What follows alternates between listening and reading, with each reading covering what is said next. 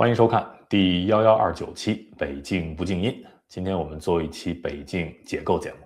那么首先呢，我们先祝于朦胧生日快乐。今天是6月15日啊，我们纪念他。单纯是因为他是英年早逝的一种美好存在啊，所以我们的纪念方式呢可以有两种，一种是展现他的美好啊，这我们过去做过很多节目了。那另一种是解构这个世界的伪善啊，用来反衬它的美好。我们今天就打算这么做啊，作为给他的生日礼物。我们先谈这个词伪善。什么是伪善？伪善不是单纯的坏啊，坏人做坏事啊，你至少知道他坏在哪里。伪善是什么？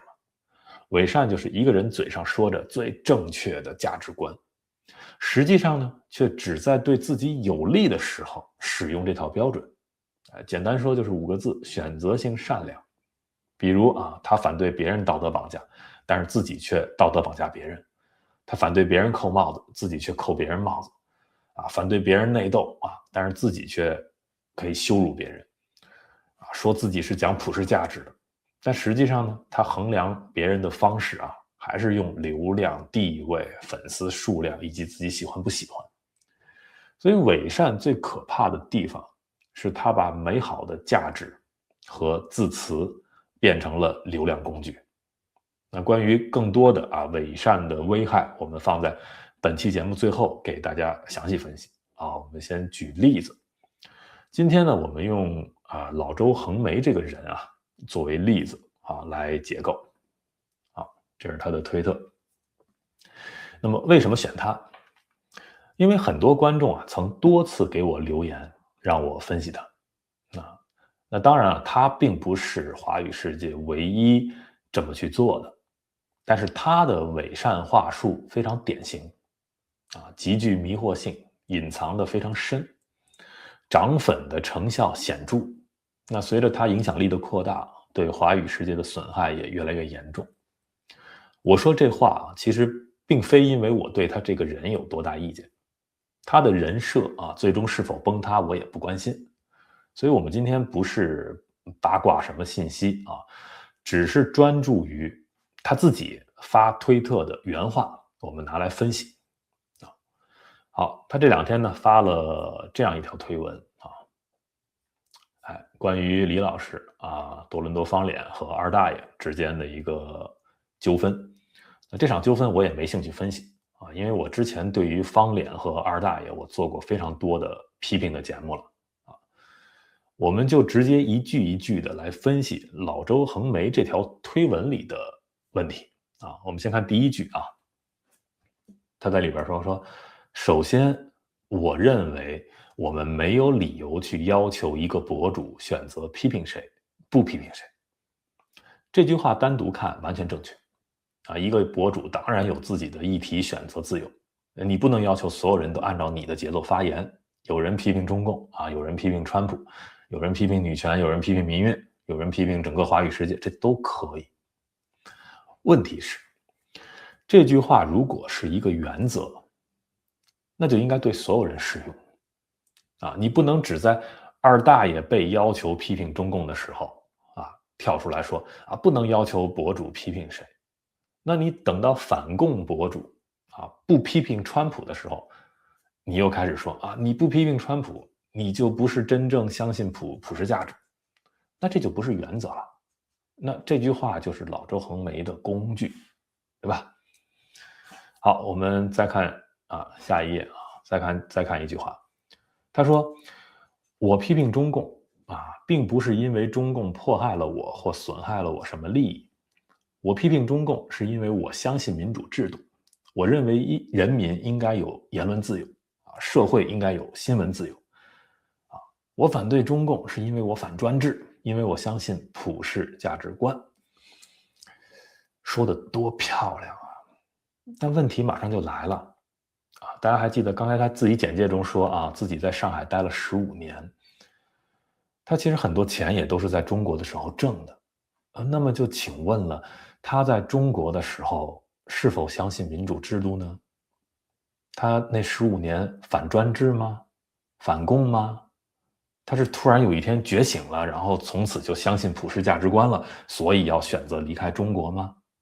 并且现在做这个油管频道啊，包括在推特上去反共了吗？所以他的这个逻辑是混乱的跟他的实际的这个经历是矛盾的。其实对于像他这样凡事都是用流量来衡量标准的做法，他真正做的无非就是在选赛道而已是反共赛道还是反川赛道就这点区别而已。那我们接下来会详细分析他整个的这些话术的伪善的点在哪里我们再看下一句他说如果你的反共不是立场而是反对上面我说的这些中共所代表的价值观的话，那么反共的人必然也应该是反川的。这句话就是一个伪善点因为他前面刚说不能要求博主选择批评谁不批评谁，后面马上就说真正基于价值反共的人必然也应该反川。那我想问了，这不也是在要求别人批评谁吗？你必须批评川普吗？那只不过前一种要求是要求二大爷批评中共，是吧？现在的这个老周横眉的要求是要求反共者必须批评川普，这就是伪善嘴上说着反对要求别人表态这种事儿，但他自己要求别人表态时，就把这种事儿包装成价值一致性了。所以这里真正的问题不是反不反川你当然可以反川，你当然可以批评川普，问题是你不能一边说不要要求博主批评谁，然后一边自己又说真正反共的人必然应该反川，这两句话不能同时成立对吧？除非你的意思就是别人不可以要求，但我老周横眉可以要求好我们再看下一页再看这句话他说天天批评中共却从来不谴责川普那些跟中共同样流氓的行为的人，难道不是跟小粉红一样吗？这句话的问题很大就是他把一个人的议题选择直接上升成了道德定性了。那一个人天天批评中共，但是很少批评川普，这可能有很多的原因比如说他主要关注中国，可能他的受众主要是中国人，对吧？可能他对美国政治没有足够的研究可能他认为中共对他和他的观众构成更直接的压迫可能他就是不想进入美国这种政治撕裂的讨论里，那这些都是可能的。但是老周横眉直接说你们这样难道不是跟小粉红一样的？这就是扣帽子呀，对吧？表面上他反对别人审判二大爷，那实际上他自己也在审判整个所谓反共但不反川的人群。而且这个帽子扣得很重因为小粉红不是普通的形容词，在华语世界里这个公共语境里，它基本就等同于双标、愚昧、民族主义、服从权力没有独立思考。也就是说，它不是在讨论你们是否应该多批评川普他是在说呢，你们不按照我的方式批评川普，那么你们本质上就和小粉红一样。这就是伪善的第二层，就是他说自己反对站队但他自己实际上就在制造新的站队标准。好，我们现在再回头看看回到他这个推文的这个第一页看这句话，他说 OpenAI 的报告里没有提到我也不是中国人，应该没有人觉得我有批评中共的义务。那么我想作为局外人说说我的想法。他这句话很微妙他先说自己不是中国人，所以没有批评中共的义务这个可以他又作为局外人开始对海外反共圈、方脸、李老师、二大爷、民运、川粉、法轮功以及整个中文政治圈进行了道德批判这就形成了一个非常舒服的位置，就是当需要承担义务的时候，他是局外人；那需要评判别人的时候，他又是清醒的旁观者了。这就是伪善的第3层啊，用局外人这个身份、这个标签来逃避责任，然后用局外人来获得一种位置高度。就你不是不能评论啊，局外人当然可以评论，但如果你要下场去裁判啊，别人是不是普世价值，别人是不是像小粉红，别人是不是内斗，那你就不能同时躲在说我不是中国人，所以我没有义务的后面。你不能既要旁观者的这种轻松，你还要作为一个审判者的权利吧。好，我们接着看啊，回到第3页啊，再看这一句，他说：“批评川普对我而言没有任何好处的啊，我因为批评川普掉了很多粉。”这句话表面上是在说，哎，你看我说真话是要付出代价的，但问题是，付出代价不等于你说的就是真话，掉粉也不等于你逻辑正确。那很多小粉红也觉得自己在逆风说真话呢，很多阴谋论者也觉得自己被主流打压，很多极端川粉也觉得自己牺牲很多，所以我掉粉了，最多只能证明一件事儿，就是你的话让一部分受众不喜欢，但是它不能够证明你的话更高尚，也不能证明说你不是一个双标的人，对吧？这就揭示了他伪善的第4层，就是用一种受害者的姿态啊来替代逻辑自证啊，就是我掉粉了，所以我是真诚的，我没好处啊，所以我比较干净啊，那我被骂了，所以我站在真理这一边，就这一套话术非常常见。其实本质是什么呢？是情绪勒索啊。我们再看一句啊，他说：“如果我不说真话啊，那我干脆退网安心享受人生了。”这句话也是典型的一种人设话术啊，就什么意思呢？意思就是啊，我不是为了流量啊，我不是为了生意，我不是为了利益，我是在说真话。好，我们来看看是不是这么回事啊？现在我们来看他的另一条推文，哎，这条，他在这条推文里说，对于一个每天几更、死命发了1000多个视频才15万订阅啊，每个视频小几万观看的低质这个摇棍号啊，鲁社长真没必要理会，他的天花板早就已经定格了。就他这条推文啊非常重要，因为这就把老周横眉的底色完全暴露出来了。表面上大家还记得刚才他说的啊，我不在乎流量啊，我只在乎说真话。但是他这么羞辱别人的时候，他第一时间拿出来说的是什么？每天几更，1000多个视频啊，15万订阅，每个视频小几万观看。那也就是说，他衡量一个创作者的方式用的就是流量啊，对吧？你说这个人是摇棍，那你就说他哪一期节目造谣啊，哪个资料用错了，哪个推理不成立，对吧？哪一次消息来源不可靠，就完了吗？结果他什么都没说，他说的是什么？你发了那么多视频，才这点订阅，才这点观看，这是什么呀？这就是流量羞辱啊！那更讽刺的来了，我们再看看他的自己的简介啊，他自己简介里怎么说的 ？YouTube 10个月破30万订阅啊，原本是墙内100万粉丝主播，那也就是说，他非常清楚流量对自己这个人设的价值，对吧？他把自己的30万订阅、100万粉丝写在这个简介里，当成是他的能力证明。但是当别人啊只有15万订阅的时候，他就拿这个来羞辱别人啊，说人家天花板定格了，这就是他伪善的第5层，自己用流量来建立一种权威感，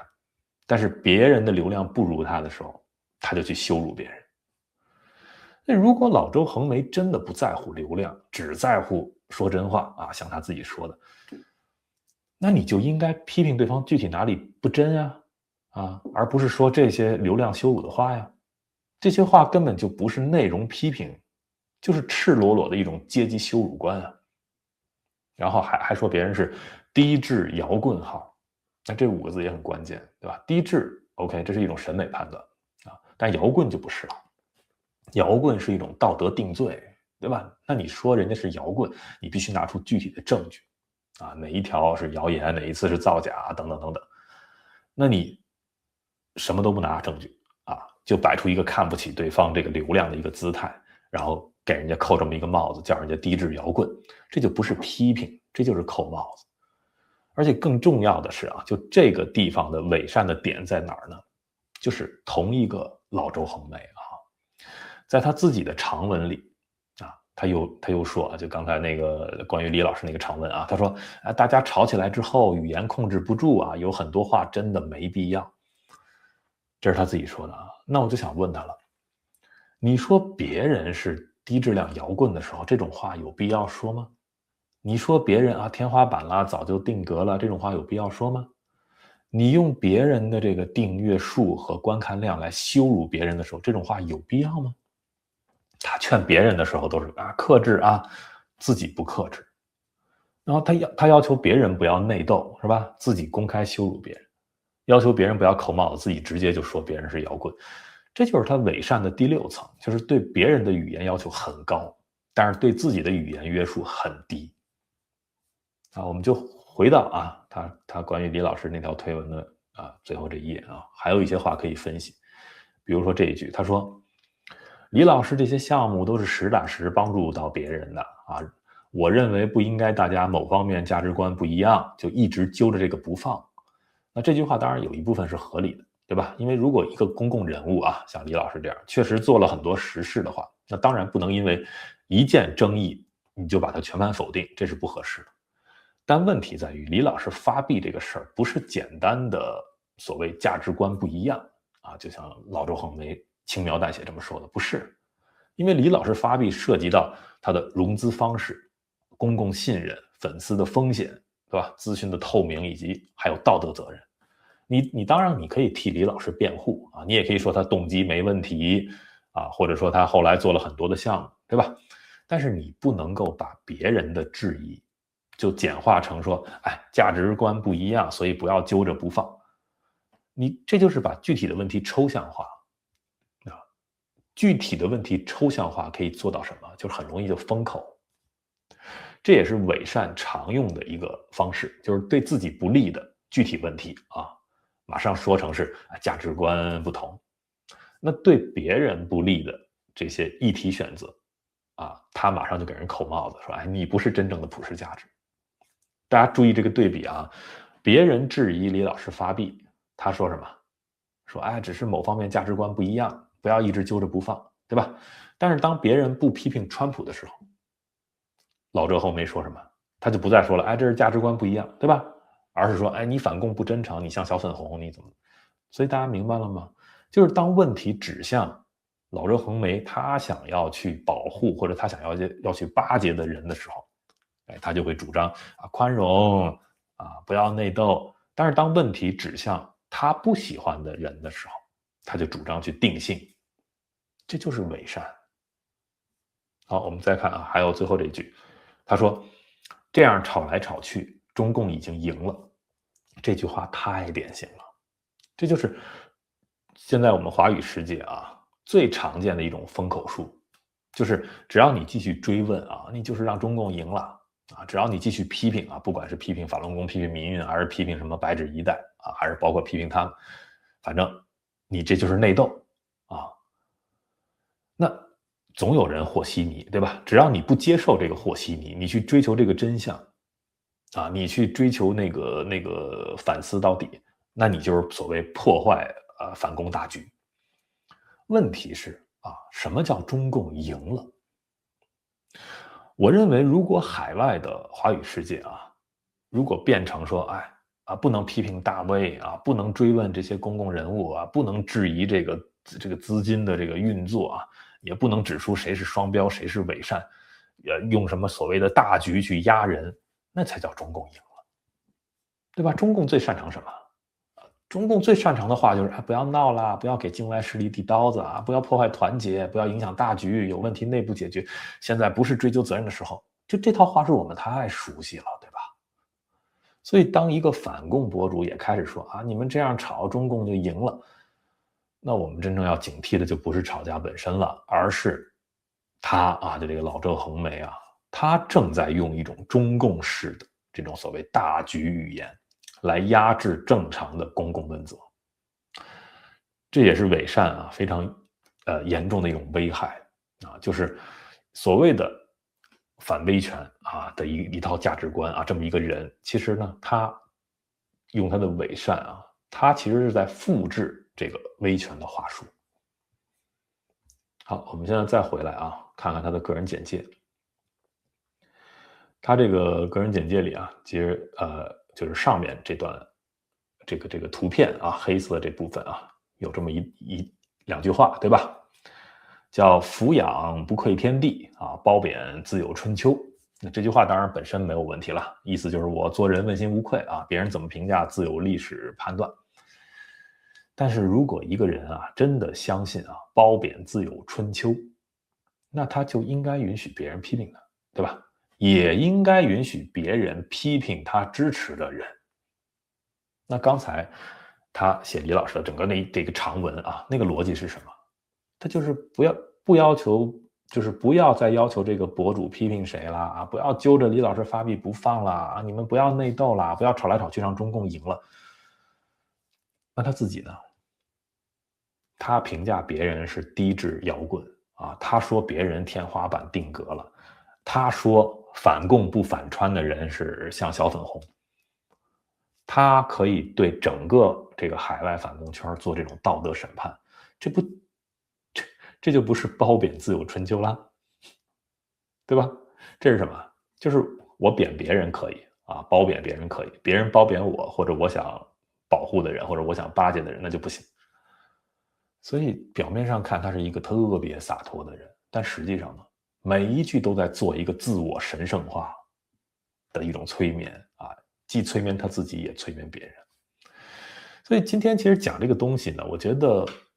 可能他自己都没有意识到他的话术有多伪善，对吧？那我们也总结一下啊，如果他听了这个节目，我也算帮他总结一下6点啊。第一，他说不能要求博主批评谁，对吧？但他自己要求反共者必须反川，这就叫原则只对别人有效。第二，他说反对立场化，但是他把不反川的人类比成小粉红，这就叫用反立场的名义制造新的立场。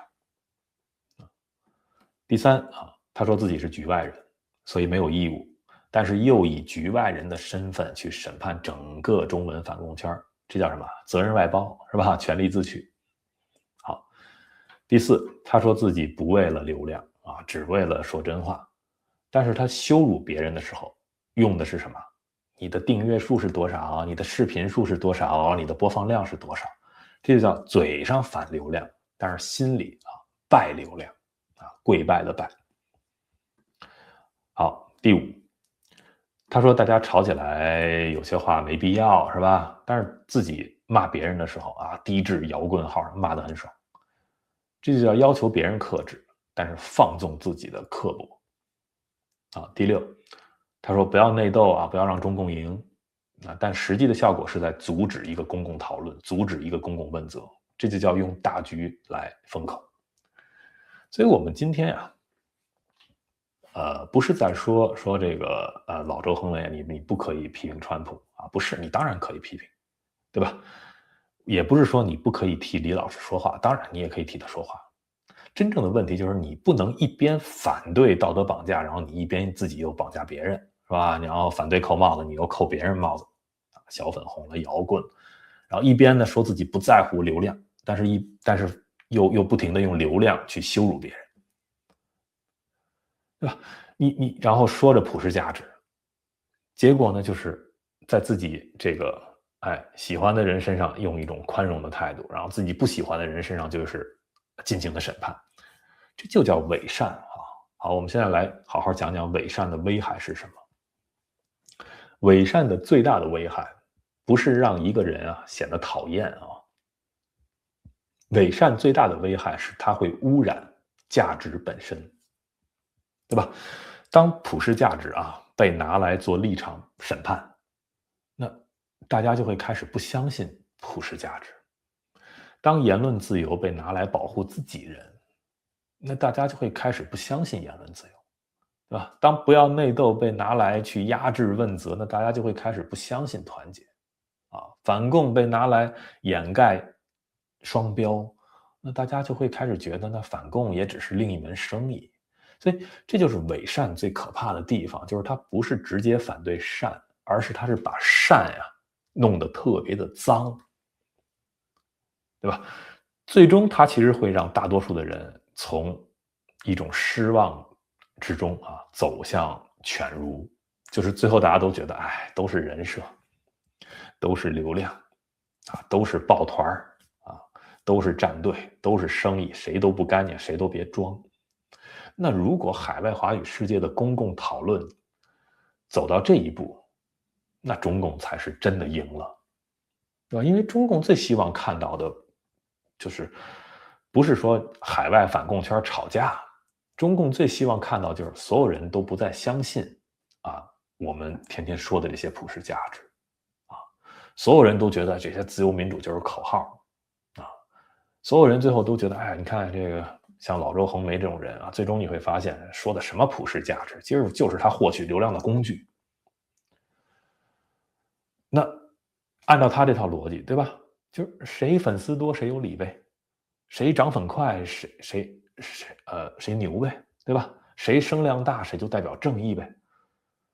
所以如果到最后影响这么多受众，大家的价值观变成这样了，那我觉得反不反共还有什么意义呢？中共确实赢了。所以今天这期节目不是说为了要把老周恒梅给骂臭